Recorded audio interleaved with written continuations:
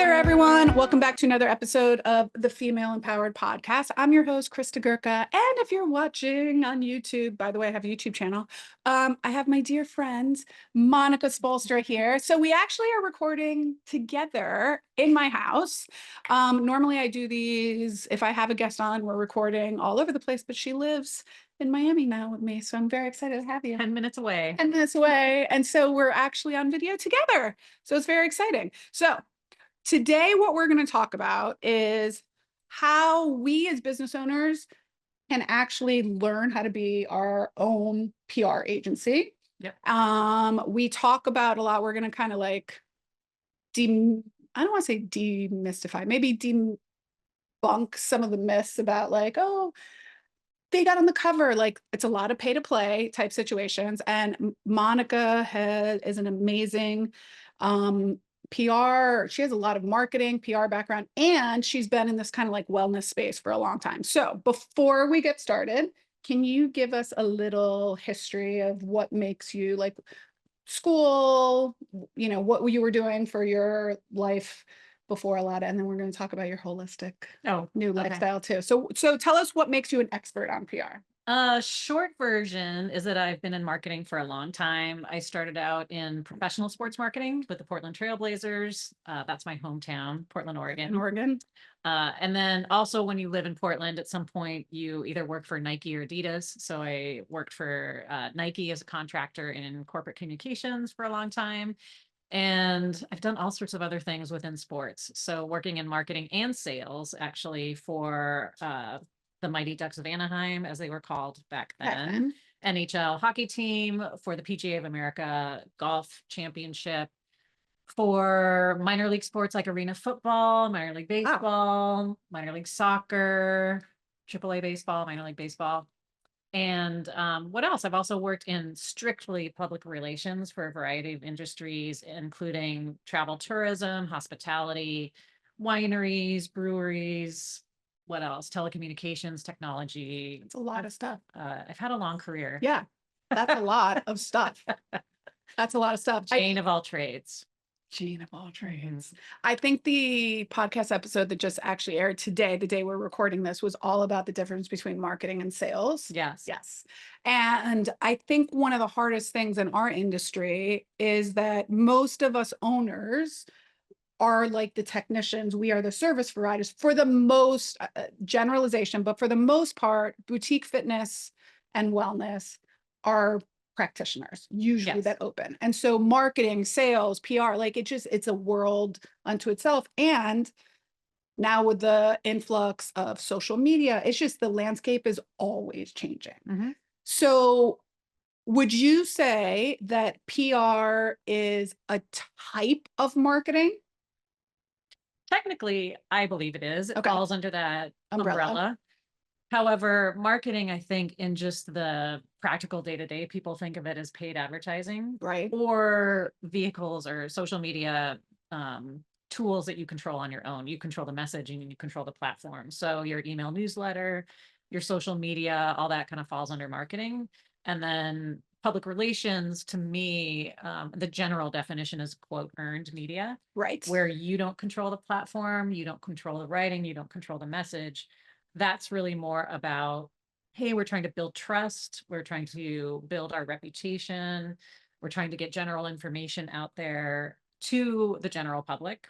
Hopefully it's targeted to your target customer.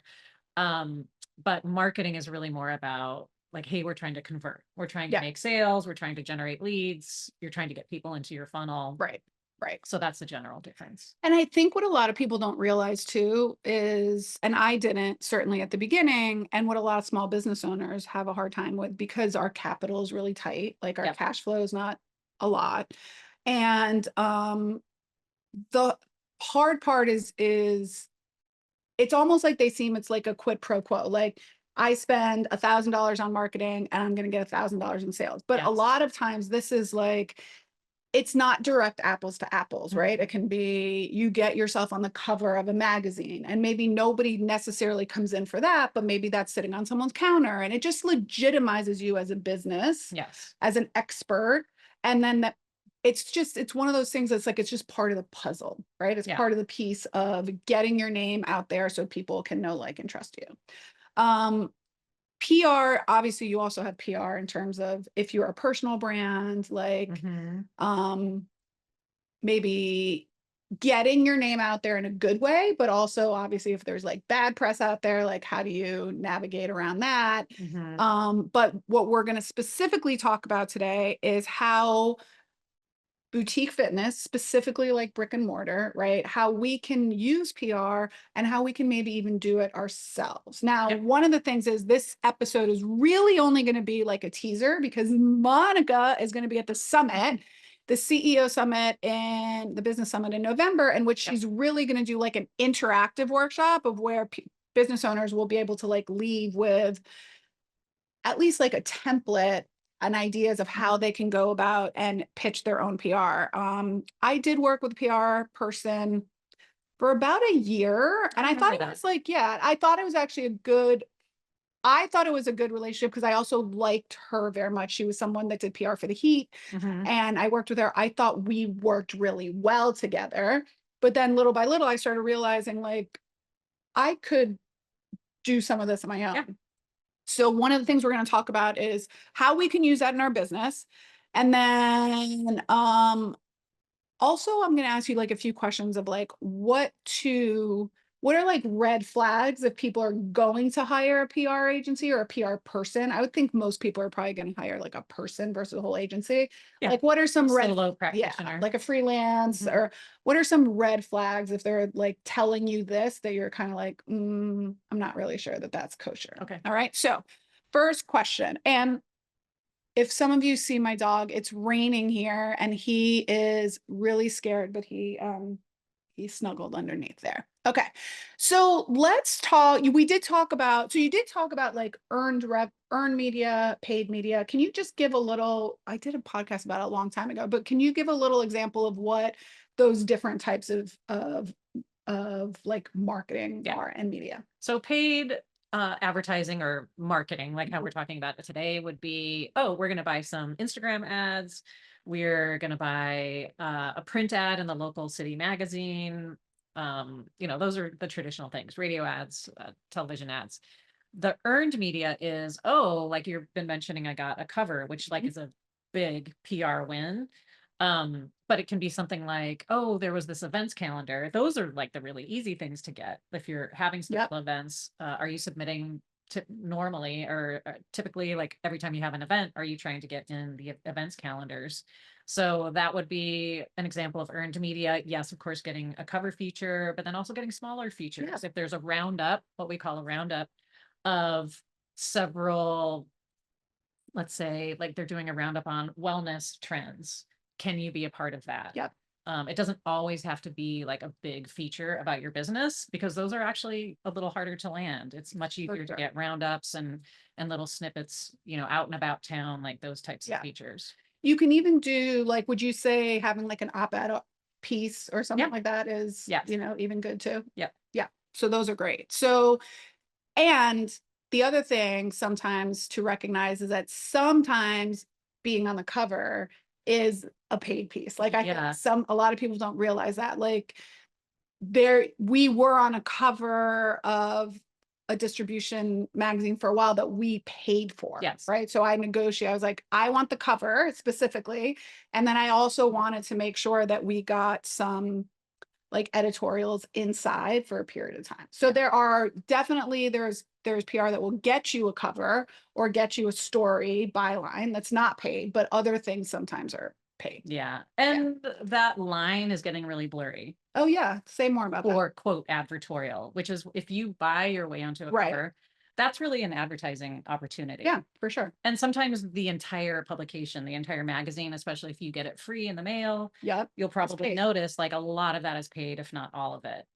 That's different than, let's say, your local city has a magazine. They might have some advertorial sections in there. Like if they do best doctors of the year, Yep. it'll be most of the time, it'll be labeled advertorial and those are Got paid it. placements. And then they may have some articles in there that are not paid. In the past, they had to make that really clear, but sometimes now it's not so clear. Yeah. So, And I think the it's hard general to know consumer sometimes. has no idea. Yeah. Yeah. Like we're looking for it, like, hey, how come they got this or that? And if you Right. look, well, it says advertorial, they paid for it. It's like paying for an ad. Right. It carries more weight because it looks like an article. Mhm. So the consumer, they don't know, like you were saying, they're not paying attention. They're not really, what is advertorial? Right. So it's a big win, like if they actually read that article, because then they're thinking like, oh, it's just a straight up article. Yep. It's not an ad. Yeah. So that trust, that word of mouth, that buzz, then it's done its job. Yeah. Yeah, totally true. Okay. So now let's talk about how do you, so you currently do some freelance as a Yes. public relations specialist. Mhm. Um, what are some things that you have seen in your career, even if you're talking about marketing, but specifically with PR, like that small businesses maybe get wrong initially? Like, let's Okay. talk initially about like maybe some things that you see out there, or even if you've worked with people in the companies like, oh, let's do this. And you're like, that's not the right way to go about it. What are some things that you've seen?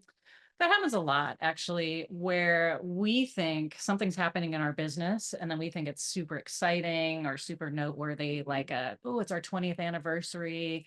Let's go get some stories on that. And the unfortunate thing is the media doesn't care about They that don't care. unless you're doing something really noteworthy and special because it's your 20th anniversary. They don't really care, like, in and of itself. Right. Like, oh, it's our 20th anniversary, or we hired this person, or, we're now offering this service. You have to go farther than that. The journalists are looking for stories. For sure. They want to know, why should this be important to me? Why would anybody care? How does this fit into the broader conversation or the bigger trends out there? And if you don't have an answer for that, like your pitch will just be ignored. Yeah. Right. They want to know, it's the kind of the same thing as like in business in general. Like our messaging should be, how are we helping other people? Not Yes. necessarily like, how can you help me? So Yep. talking about pitching to media, we want to make it about, we have this great story that will resonate with your listeners, which will in tune make your piece better. Like that's what they're looking for. Mhm. You're right. They don't care that you have like a 5-year anniversary, right? Yeah. Unless your 5-year anniversary is going to have a lot of superstars there, and then maybe Yeah. maybe Like they if do it's that. a party. Well, also like an example of this would be, so I was working in corporate communications for Nike when they had their, I think it was their 30th, or maybe it was their 35th anniversary. And that would kind of be a big deal because it was a big deal in Portland, Oregon, where Nike is headquartered. But instead, what they did is they donated 30 outdoor basketball courts, like completely renovated public Amazing. park basketball courts with Right. a special surfacing. And they did some other like really cool things around that to activate it. So that was a story that like just kept giving and giving because there were all these ribbon cuttings and, appearances and all these cool things that happened around it. Yeah. But that's a classic example of, hey, it's our anniversary, but what can we do with that to Right. make it actually fun or interesting or helpful for the journalists? Yeah. And so the one of the things that I could think about in this case is like, October is Breast Cancer Awareness Month. Yeah. Right. So maybe a business that has a special, or maybe works specifically with women, or maybe they have a special program. Like in Pilates, there's the pink ribbon program that's specifically for women that have had breast cancer and mastectomies and how to come back Yeah. from that. So maybe an idea would be, how can you pitch a local media segment? This is, this is coming up, Breast Cancer Awareness Month. Everyone will be talking about it. Here's something that we offer the local community in terms of, and it's sometimes not even about like your business itself. It's like, there's this wonderful program out. You get featured, and then like, it's like, this is the process. This is the people that run this program in this area. Yeah. Yeah. Like they just had Pilates on the Today Show, where one of the anchors, and I can't think of who it was a gentleman, he went out and he was showing how Pilates is big with men now. And it was like a whole feature. I don't even think the story was about Pilates. It wasn't about like a specific studio. Yeah. But obviously, because the specific studio got to be the feature, they got their name put in there. But the story was about Pilates in general. So ways that we can pitch how like Pilates, right? Mhm.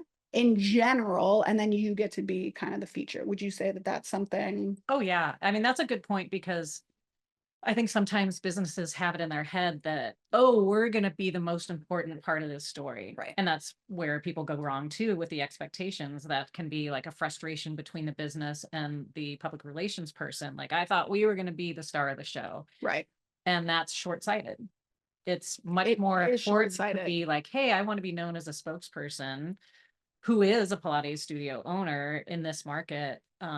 Because being a spokesperson is great PR for your business. They're not necessarily doing like a full blown, like, hey, come in and like be in the studio, but just by the nature of you appearing in media as an expert, Is that takes your business fabulous. a long way. For sure. Because then you could take, we talk about this with marketing all the time. How could you like repurpose content, right? So Mhm. you don't have to make 17 pieces of content. Like if Yep. you get featured in a magazine, in the newspaper, on television, Mhm. you could just keep reusing that piece of Yep. content. Then you put that on your website. So it's like as featured in, you have social media posts about Mhm. it, right? You have maybe clients are going to then be like, this is a Pilates studio I go to. So there's a lot of stuff that can happen from a Mhm. feature, right? Even if it doesn't talk about your name all the time. Yeah. Or if you're a spokesperson and somebody sees you, someone who is your client, that makes them feel good because 100%. authority for you as the spokesperson, or someone who is thinking about coming into the studio and then they see,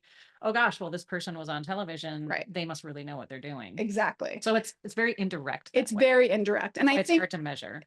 but I think it's good that you talk about this because I was like this too. Like I was very much like, because it's in our industry, like, and now you're doing a lot of your like life coaching, Mhm. you're dealing with one person, right? Yep. So like for Pilates instructors, yoga instructors, physical therapists, it's a very like direct, you pay me Yes. $100, I provide this service. Mhm. So when we're thinking about it's like a hard disconnect in our mind to think like I did this time or I paid this money and Yep. I'm not getting anything in return. So the Mhm. mindset for business owners has to be the act of being featured is great in of itself. And the way that I always tell people is like one of our mission at Pilates in the Grove is more bodies doing Pilates.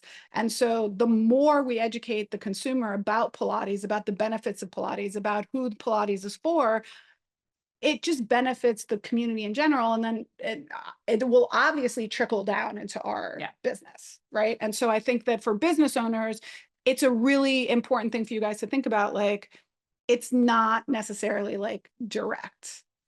Yeah, I mean, I think that's why public relations is a little bit of a luxury good Yeah, for small businesses because they think, well, I can pay my ad or pay for my ads. I can do social media. I can do my blogs and my newsletters and all that kind of stuff. Lead generation. I think that's why PR kind of gets overlooked mhm, because it doesn't have that really clean return on yeah. investment. And neither does marketing though, really. Yeah. Like marketing in That's true. general, like doesn't really have like you could put, I mean, the only real hard marketing line is if you're doing a paid Facebook ad, you can see the Yeah. analytics. But if you pay to be on the cover, you don't know necessarily if that's Right. working or not. Hmm. And even in Facebook ads, you get like cost per click, right? Or cost per lead. But did that lead actually turn into a paying customer? Like, Hmm. so it's not always apples to apples. Yeah. It is very important for people in terms, and I think you can speak of this from your marketing and PR, for people to know who they are and who they're going after. Would you agree or disagree with that? Like the type of clients they want to get in front of. You mean the business The needs to business know needs, for sure. yeah. I mean, the business needs to know what their ideal client looks like. Mhm. And in PR, they also need to know, like, if they're trying to pitch, they need to understand who that journalist is and what they like to cover, what that organization likes to cover. That's also a big mistake is that people make is they just maybe they use chat gpt and write a press release and then they just like send it out Everybody. to everybody, but they're not customizing those pitches. They're sending it to outlets that would have no interest in covering something like that, and then they keep doing that over and over And again. then they're like, oh, PR didn't work. Yeah, didn't work, Right. they're not interested, we don't get it, and they're not building a relationship. Right. So let's talk about that a little bit. So um how does someone go about, so say Pilates in the Grove is going to do a big event for Breast Cancer Awareness Month. They actually have like, there's somebody in this area that's doing it's like teasers for tatas or something like that. So it's like, it's actually kind of funny, but Yeah. it's not me. So please don't call me and be like, you stole our name. No, somebody else that I know is a business owner here is doing like teasers for tatas and they raise money. So say that was something that I was want to do and I wanted to get some press around it, right? Okay. First of all, how long in advance should I be pitching to local outlets? That's a good question because it differs between outlets. Oh, okay. So let's start with like the long lead publications. Okay. If you're looking at a city magazine or a regional magazine, that's months in advance. Months. So months and months. Wow. Like sometimes maybe even 6 months if they're doing special issues or things like that. Interesting. And I meant to say also that this is a long game. It is a long game. Like I'm so glad you it's a said that. numbers game, it's a long game. So are you going to get a response the first time you pitch somebody?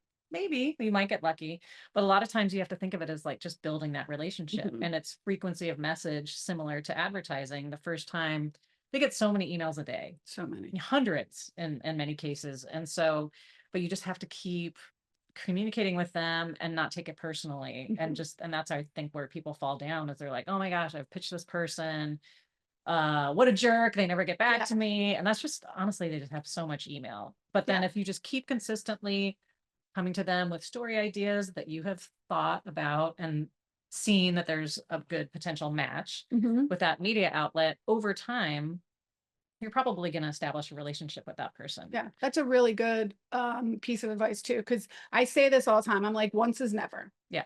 Once is never. So like you call a client like, oh, I thought we were going to do this. Once is never. And it's not about people are like, oh, it's annoying. I'm like, your job is to sell. Like that is your job. Your job.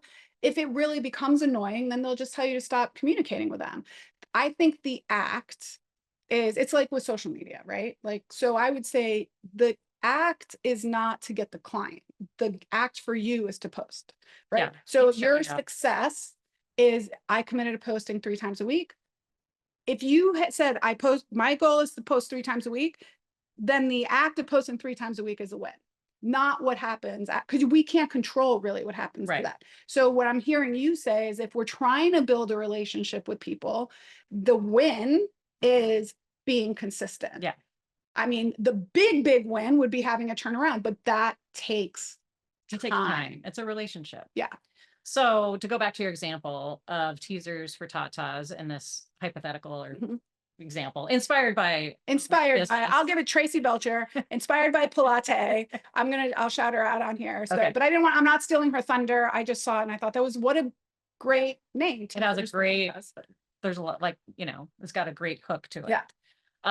So that said, what would we do in that case? We might start reaching out to media in August because something like that is a big month. It is. So people know about it ahead of time. People know about it ahead of time. There's probably some pitching. They might have talked to somebody who missed it last year, like, oh, we'd love to include you in, this year. So you don't know what other conversations have been happening. Yeah. So it's good to get ahead of that. It's definitely not something that the last week in September, you think you're ahead of it because it's not October yet. No. So something like that, like, is a huge month. So just trying to get ahead of that. If you can look, or if you remember, this is where being a student of the media is helpful. So if you remember seeing what this journalist or this media outlet did the year prior, that's helpful because then you can reference that when you pitch them, like say, I love, what you did for Breast Cancer Awareness Month last year, and like be specific about it. What did you love? I was thinking that, we have this going on and I thought it might be a good match for this year, whatever coverage you have planned for that. This is the event that we're doing. It's going to benefit X. And of course, and then you can just say like the who, what, where, like all that is below the body of the email. But a lot of times you are building those relationships throughout the year so that when you have your big event and something that you really want to promote, that person is not cold. Right. And maybe you get a spokesperson before it. That's the best way. Would a win-win really be like they reach out to you even before, like, hey, we have this thing coming Yeah, up. Do you that can have happen something too. that like you could contribute? Yeah, so that's when we go back to like you as the authority in your market. Mhm. If you have been appearing, let's say in the morning TV show or in the evening news as an authority on physical therapy or Pilates, and you've done that a couple times, that reporter for sure, if something comes up in their meetings, their Yep. editorial meetings, and does anybody know of somebody who can speak to this? That person's going to remember like, ding, ding, ding. I Yep. do. I know this person. They're reliable. They get back to me on time. They were great on camera. They had short sound bites. Like you're making their job so much So much easier. easier. That's why they're going to come back to you. Yeah, that is a win. Okay, so now we're talking about building relationships. Mhm. Who are we trying to build relationships with? In other words, who are the decision makers that are making the decisions that we're trying? So is it the producers? Is it the anchors themselves? Is it a journalist? Is it editors or all of the above? Generally speaking, the decision maker is going to be the assignment editor Okay. or going to be, the show producer. However, you're not necessarily going to have contact with them. Okay. It's probably going to be with the journalist directly and not even with the anchor, because sometimes the anchors, it's good to know them. They're reporting, but somebody else is Somebody else is like doing all that. Okay. So they may refer you, like if you're like, oh, my neighbor is the anchor, like by all means, you might ask them like, hey, I had an idea. Who would be the best person to pitch for that? Like, don't just assume it's the anchor. So they could probably refer you to someone on their team, like a Yeah. journalist. You can go through, I'm thinking about television in particular. Yeah. Go through the news desk. There's Okay. someone who answers the phone. I don't know. I think that's still happening. If you have breaking news or if you Right. have an event that's coming up, you can still pitch that way. The most effective way, though, is to know a journalist Okay. and you just have to like start reaching out to them. Yeah. And so now, I mean, you can reach out to people, you can find them, right? Mhm. My experience, and tell me if I'm wrong with this, journalists are big on Twitter. So like, because they're short snippets. Yep. I don't know if they've come on Threads a lot, but they do have Instagram usually. So like, is like cold outreach? Like, even if you have nothing to pitch them right now, like, are there ideas of how you start relationships? Well, one example might be, I mean, you have to be paying attention to the news. Right. So let's say you saw an evening broadcast, there was something that was in your industry. You might reach out to that journalist and say, hey, loved your segment on blah, blah, blah. If you're ever looking for a spokesperson in the future, I'd be more than happy to help. I can talk about these topics and maybe Got have it. like some bullet points for things that fall within your expertise. And that's one way to just like start that outreach. Right. And would you say like Twitter, Instagram, Yeah, LinkedIn, or any of the trying to above? figure out, I mean, PR people usually have a database Yeah. of, a paid database that they're a member of, and they can like track down people's email addresses. Sometimes you can just like figure that out. Mhm. Um, But do you think email, I'm wondering if email is even a good way to go now because people get so many emails. Like, do you think yeah, people are more like in a DM on Instagram or I would say try it. It really depends on the journalist. got it? Yeah, that's probably If true. they're kind of more used to getting email, they may not mind getting a DM. It really depends on like Yeah. how active they are or Yeah. how they see that. I feel like for me, I get pitched for my podcast a lot. And one of the things for me is like, how are they pitching me? Number one, because I also pitch myself to other podcasts, Yeah. right? And so I'm very, like you said, very intentional. I heard this episode or I heard you on somebody else's podcast. Yeah. I love what you talked about that if you're looking for anything, right? So when people pitch me on a podcast and it's literally like no, I mean, like somebody was like a man who was like a realtor. I'm like, what does that, have you ever listened to my show? Right. Like, so I'm like, no. But the other thing for me is it's easier for me to say no in an email just because I can just ignore it. Right. So sometimes I'm like, if somebody DMs me that it's like, oh, they went through the time to find me and do this. I'm not on Twitter, but so LinkedIn, I don't know, are journalists on LinkedIn? Yeah, I mean, how do they feel about getting pitches on LinkedIn? It's probably just very individual. Yeah. Okay. So have you heard of Harrow, Help a Reporter Out? Yes. Yes. Okay. So let's That's talk about like a very easy way for people so to get easy. started. Yes. Yeah. So it's actually how I got started when I first started Mm-hmm. doing PR myself. So is it pronounced? I It's call it Haro. Haro, I thought it was Harrow, but Haro. so HARO, Help a Reporter Out. Yeah. And so you can subscribe to this thing as an expert in certain, you can go on. It's very easy. Check it out. Is it Harrow? It might be helpareporterout.com. Yeah, just I don't know what Google it is. help a reporter Yeah. out. And basically you can put in your thing of like, it'll send you messages of whatever you're an expert in. I And think so 3 times a day. yeah, Still. I mean, I don't it's a remember. lot. Yeah. It's a They'll lot. keep coming. Yeah, it's a lot, I will tell you. And so basically it's all different outlets that are Mhm. looking for people that will want to do, like it could be someone that's an expert on back pain. They're looking for that. Mhm. It could be someone that's an expert on, Pilates or exercise or bone density. Like that's how I started. And I Mhm. just started responding to everything. And some of them were like no name publications or internet stuff, but it just starts to build your repository. So Yep. would you say, like, talk a little bit about that and how that could be an easy first step in for people becoming like experts or Yeah. spokespersons? Haro is awesome. Yeah. Now it's a numbers game. It is. So are you going to hear back? Like, I don't know, how long did it take before you heard back? I mean, first of all, they send you so many emails. It's like a lot. Yeah. And I did a few of them, probably like, I don't know, 20 or something like that Yeah. before I got something back. And I think the first couple I got back were not even major anything. Yeah. But then if you help that reporter out Mhm. and they need even if it's just like a little blurb, they'll come back to you. So I had people start coming back to me to be like, hey, can you give us a comment on XYZ? Yeah. And it would just be to be featured in magazine or an Yeah. article. I forgot to mention, I have worked as a freelance writer before. And if you find a source who is reliable, gets back to you, has good information, is organized, is professional, that is gold. So you doing that and helping a reporter out, even though if you look at it at first glance, it's no name publication, you've never heard of it, that person might be freelancing for other larger publications that are much more high profile. So it really behooves you to not be a snob about it. It's just like, hey, that's within my expertise. I would love to help this reporter out. Yeah. And I think it's great. So Haro is a great thing to do. I will say your inbox will get flooded and like really be in, and by the way, there's topics on like, oh my gosh, like so many crazy topics. I've been doing it for a couple years and now I don't do it as much as it's a time thing for me and I don't have a ton of time. But I've even seen some that I said to my team and I'm like, hey, this would be a really good thing for you to get featured in this thing to help build their personal brand, which if you guys listen to an episode a couple episodes ago, it's all about how to build a personal brand. So this is a great way to do it. Okay.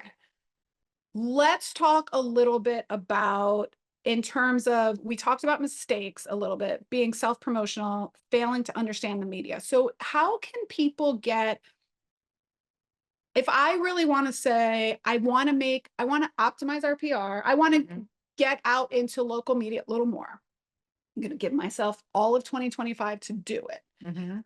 What are some things, me as a business owner, that I want to do it on my own, that I should be looking at in terms of people that would be good sources, or what am I looking for in terms of being like, that's a great publication or a feature for me to be on?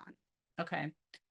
Even before all that, Great. Okay. have your key messages down. Okay. So this is self-awareness, and the business owner is to really understand again who your ideal client is, and really deciding and articulating and writing down what you want your messages to be out in the world. Okay. That's really important, because if you land something and there's an interview for you, you have to have that down. Yeah. Can you give me an example? Like, so think of, Pilates and Grove, the brand, me. So like, can you give me an example of what I might want to have? Yeah, like if just the basics, like tell me about the studio. Got it. Like, can you say that in one sentence? Right. That's the thing, right? It Tell has to me be about concise. the people, like, do you have a specialty or specialization? Like, be able to talk about that. just those very basic key messages are very helpful, because then you can take those key messages and you can turn them into informational things, backup information for the journalist. Okay. Not necessarily like a full-blown media kit, but if you want to have some things that are helpful, would be to have your bio that you can share, The photo. some facts, like a fact sheet about your business. Mhm. Those are always helpful. Is the journalist going to need it? They're not going to need all of that, but it might be helpful if they have like one document that says like when you were founded, who you serve, where you're located, some specializations, what makes you unique. Right. Those They are, call that like a one sheet, right? yeah, Yeah. a one sheet. Now you can use AI to go on there and be like, Yeah. give me an example of what a one sheet looks like. Yes. Don't copy it, but then you put all, so you can be like, that's the beauty of AI right now, is you can just say, what does a one sheet template look like? And it can tell you some of the things that you want to include. A bio, the history of the studio, when did it open, you know, if you have been featured in other media, that might be like a good thing to have as also featured in. Okay, so I've got that down. I'm pretty good. I've got who my core audience is. I really know what we stand for. Yeah. Now I'm trying to find like-minded, maybe journalists or stuff that I want to develop relationships with. Yeah, so being a student of the media, so paying attention, like looking at your city's local magazine, if you have a big magazine in your city, finding out like in the newspaper who's generally covering your industry, and really paying attention to the types of stories they're doing. Being a student of morning television, news, morning shows, evening segments, and really just paying attention to what is the frequency of when they're doing like kind of those human interest stories, or, you know, just something that's not hard news. Right. That's a great idea. So just getting to know your audience. Yeah. Your pitching audience. Right. And then trying to get an understanding of the audience they serve. So it may be apparent when you're watching one, say, morning show, you might like, based on the topics, you might kind of get a sense of what that demo is. You could also like go online and look at their media kit. Usually can download it as a PDF. And then you can see like, oh, these are their demographics. This is about, because the media kit is really for advertisers, but you can use it for PR purposes. Right. Because if you're like, oh, this goes out to people that are just not why would I want to be on Yeah. this? And you can see like, oh gosh, that's like not my audience at all. Although, I mean, arguably like Pilates and physical therapy, like can be for everybody. Yeah. But still, I think you could be like, oh, if this is specialization. going, you know, to a certain demographic, maybe it's going to a demographic that maybe are bargain hunters, like, and we have a high price point, right? So maybe that's not the audience we want to be in front of necessarily. Yeah. So the media kit could be helpful for you. And then just to look at your calendar year, we're going to be doing this at the summit. Love it. Yeah. Is just trying to get ahead of it. Yeah. And looking at your calendar year and then putting into the calendar your special events, things that you're going to be doing, initiatives, maybe when you're going on vacation. So just understanding at a 30,000 foot level, like what's happening within your business for the coming year. Then you can do something like go to nationaltoday.com and you can look at all the national holidays. There are so many of them. It seems silly. Like there's National Foam Roller Day. And they're the big ones that you already know about, like Pilates and women's wellness and breast cancer awareness and all those. Like for sure, get the major ones onto that calendar. But there may be some quirky ones that you think, oh gosh, foam roller, how fun! Like we do a Pilates series on the foam roller, or just whatever. Like so just get those into the calendar so that you're looking at your calendar and you can say, because it's easy to get behind on this, but you can treat yourself like your own PR client and just say like, okay, each month, you know, we don't have a ton of time for this, but we're going to pitch once a month. And like this month, this is what we're going to pitch on. Yeah. And like you said, even just getting on an events calendar. Yeah. Those are just getting on that. Or maybe pitching, not to necessarily have a feature, but it's like, opening, like this is a grand opening. So like you could have like a small little blurb of like such and such a place is opening. Maybe media is not coming to your grand opening, but you could do different pitches like that. So I just had okay, let's talk now about if someone is going to hire PR. They want an individual or an agency. Can you talk a little bit about like the what people can expect to pay for this, which is a big gamut, whether you're working Yeah. for a big agency or a freelancer. But what is even like what are we talking here? Like from $1,000 a month to $10,000 a month to 20, like what can people expect? Well, it depends on the market and it depends on the size of the business. And Okay. it also depends on, how much that agency will be pitching. So, let's say it's a solo practitioner. I don't know. Really, it depends. Maybe like definitely like thousands. Yeah. Like it's not going to be hundreds. Yeah. Let's say like it's a $2,000 retainer and up. And again, you are not controlling and they cannot control what the coverage is going to be, Right. although they will have some sort of a track record that they will talk to you about. Okay. And so in terms of you've talked a lot about how relationships really important in this. Mhm. So if I'm going to interview someone, what should they be presenting to me that shows me that they do have relationships versus me just saying, hey, do you have good relationships in the media? And you saying, Mhm. yeah, I have great relationships. Like, what Yeah. are some hard facts that I could look at if to know that this person does have good relationships? Yeah, I mean, they would probably, I would think, if they have experience in your industry or something adjacent, they may come back and say, they may in their presentation show Okay. examples of coverage they've landed in the past for similar sized companies or within publications or outlets that you're interested in. Maybe it's a different industry, but they might say, Right. oh, well, we got into Oprah's favorite things for this, or we got into, Well, if I was a product-based business, yeah, I if you would were a love to product-based be on business.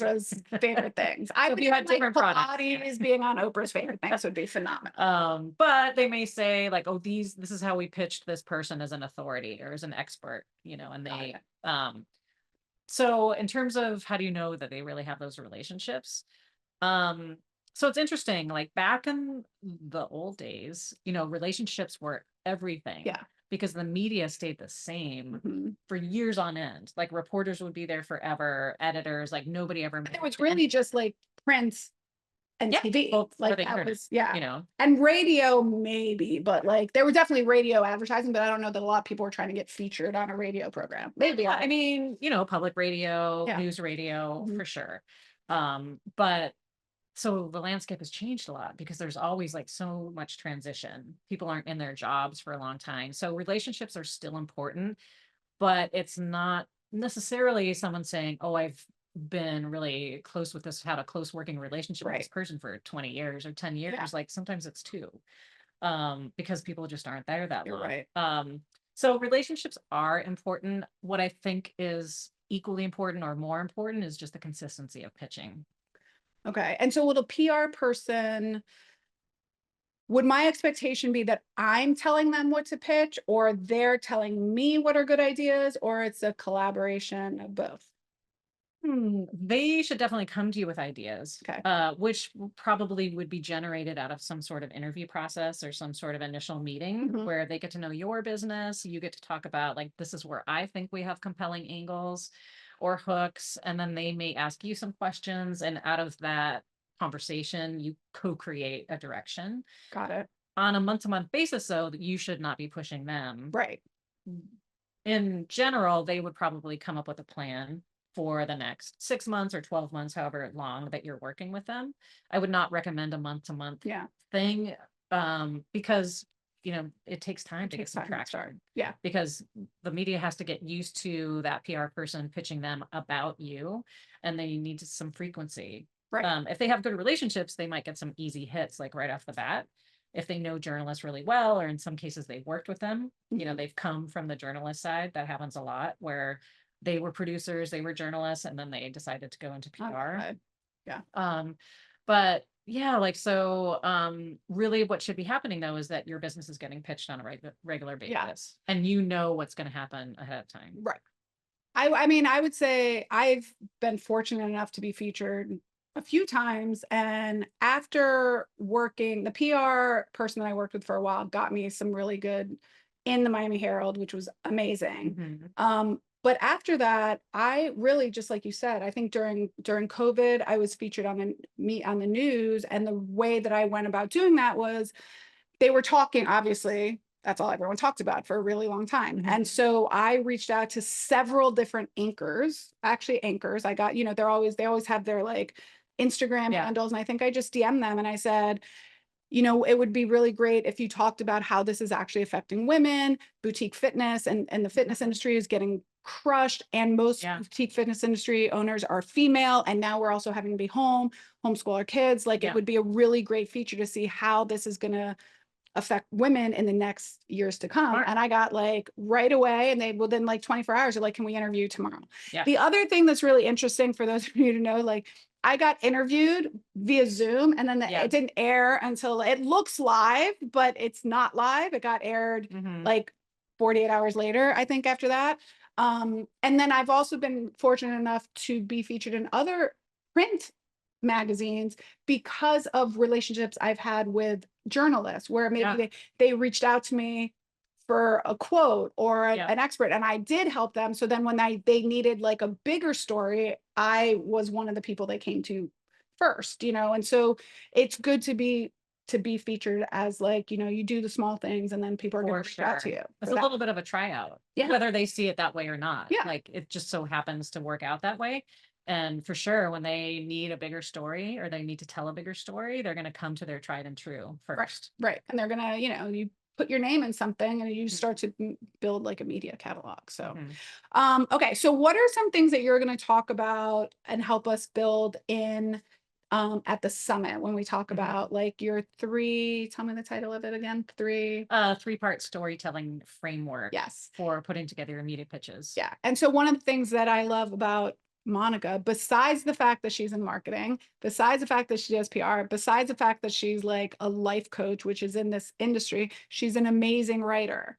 And so words are huge, because yes, you could have a pitch, but it's like talking to someone. It's how charismatic can you come through in words. So can you give us a little kind of like teaser as to like what that's going to be and what people will be able to, what's so great about myself, I'm just going to pat myself on the shoulder a little bit, is that this is super interactive, because I go to conferences all the time, and I know you just came back from an amazing writing retreat, and I go to conferences all the time and I listen and then I leave and I'm like, wait, how do you do that again? And so one of the things with the summit that I really wanted to do is make it interactive. So people are going to actually be planning out the entire 2025 strategy. So we're going to talk about, oh, maybe we do pitch this, right? And we just worked with someone who had a whole birthing fair she's a pelvic health therapist, and she put on a big birthing fair. And so she had all these collaborations, and like, how was she able to get local media is really exciting. So people that come to the summit are going to leave with like tangible action of what they can do hitting the ground. So what are some of the teasers that we're going to go through during your workshop? Well, what's really fun for me as a writer and someone who cares deeply about writing is that we're going to incorporate writing into the workshop from the get-go. Love it. Which will be storytelling. How do we learn how to be a better storyteller? Not that the business owner needs to be fabricating like these finished pieces that are going to like run in media, but like just to think like a storyteller. Yeah. Which is really helpful in all marketing, right? Yes. People resonate with stories, which is why storytelling is a big thing, right? So that's so powerful for them. So we're going to start with that and do some of our own storytelling and some of our own discovery of our authentic voices for us personally, but also for the business. So we're going to have some fun doing that. So I was just trained in gateless writing methods, so we're going to incorporate some of that. And then we're going to take what we learn or that inspiration into, okay, well, how do we become a better storyteller or think like a storyteller so that our media pitches are more compelling? So we're actually going to work on our own pitches, which I think is going to be really helpful. Yeah. Because real time, people will be able to work on their own pitch and then get feedback. Submit it for feedback. And I can talk about like, well, this is really powerful. This is what's memorable. This is what I think is going to stand out. And then we'll talk about ways to enhance that. Yeah.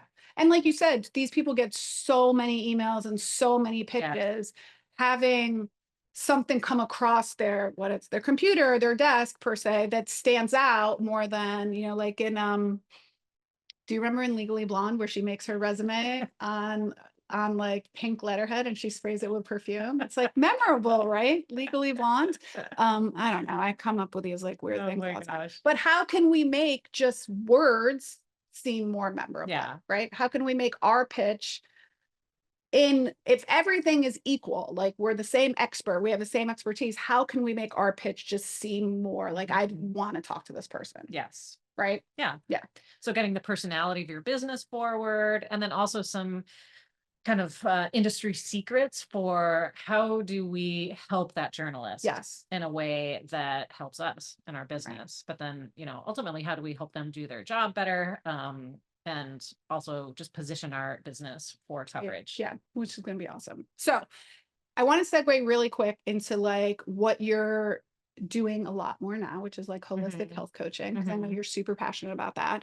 So if you've been following me for a long, long time, Monica was the one that I ran that was a long time ago though, the fall training camp. Fall training camp.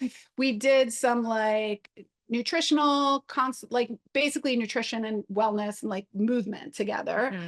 She's an amazing writer. I read her emails all the time because she's such a good writer. But recently you started even branching out even more to do like holistic life coaching. And it resonates so much with me because we've talked about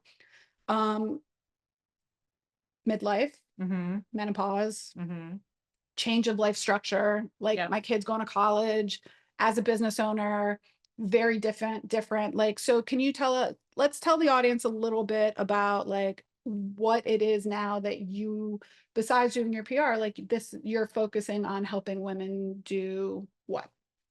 Yeah, so in the fall, I went and got a certification in life coaching. Prior to that, I had a certification in holistic health coaching and nutrition. I got it right before we did that first fall training camp. And what I love, I mean, that was like 10 years ago. And I heard from someone today who was still using that packet of recipes.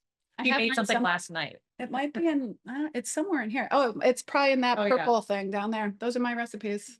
So I love, so as part of that program, so many years ago, I developed recipes to go with it. And I think over time, what I started realizing was people would come to me for nutrition, but as I was talking to them about what was going on in their lives, they weren't looking at the other parts of their life. So, is that sleep? Is that stress management or what? I don't really call it stress management anymore. I have these pillars that I work with people on to help them understand like this is really a holistic balance. And it's not that you're going to be equally successful in each one, but it may feel good if you're like, gosh, I've been like what a lot of people do is, especially in midlife, our bodies change and we're just like white knuckling trying to get it back to like what it was when it was 35, which that's an uphill battle and not necessarily recommended. So what can we be doing? We can't just white knuckle like, well, I'm just going to work out more and I'm just going to like restrict calories. I really am more interested in like, hey, let's like talk about the bigger picture and how can you just feel better? How can we, and what I feel very passionate about is, I mean, I can get on my soapbox about this, but just the thought of aging as a woman in this culture is so toxic. Yeah. Like the conditioning around that and the pressure and the expectations is just so toxic that it's just completely unfair to women. Totally. And how do you undo all that? Like it's really hard. But then how can we help ourselves feel better, to feel good in the bodies that we're living in today and stop like looking back to when we were 35 and like, why can't I get back there? Like, what can we do to help ourselves feel better and more empowered today? Because I tell you what, like if you fast forward to 80-year-old you or 85-year-old you, she's looking back on this moment and saying like, what the hell are you complaining about? Like you look amazing and your body's doing what you need it to do. And if it's not, if you're hurting or you're in pain, like, come see Christa and like control the controllable, right? Like what is controllable? Yes. What can you actually control? Yeah. What is it worth it? And then what are like, I think you used to talk about this, like good, better, best, right? And so I talk to people about that too, even when they're business, like what's good, better, best, right? Good is, okay, I'm going to post on social media like once, or I'm going to send out a newsletter. Okay. So maybe do once a quarter. Like better would be being consistent and doing one a month. And then maybe best would be actually doing one a month, but tracking your metrics, seeing what's happening. Like there's Duncan. He said hello. So he's saying hello to you, Duncan. So same thing in health in your life, right? Good, better, best. What can you, somebody said to me once, what's the one thing you can stomach doing today? Just like focus on that. So what's the one thing you can stomach? Yeah. And on any given day, we can stomach different things. Yeah. Yeah. And yeah, so when I'm working with people and we're looking at the different areas of their lives, and let's say that they're eating, they're quote supposed to be eating, they're working out, they're doing their strength Okay, training. stop it. Keep talking. Okay. Duncan. So they're doing all the things, but they're completely ignoring their sleep.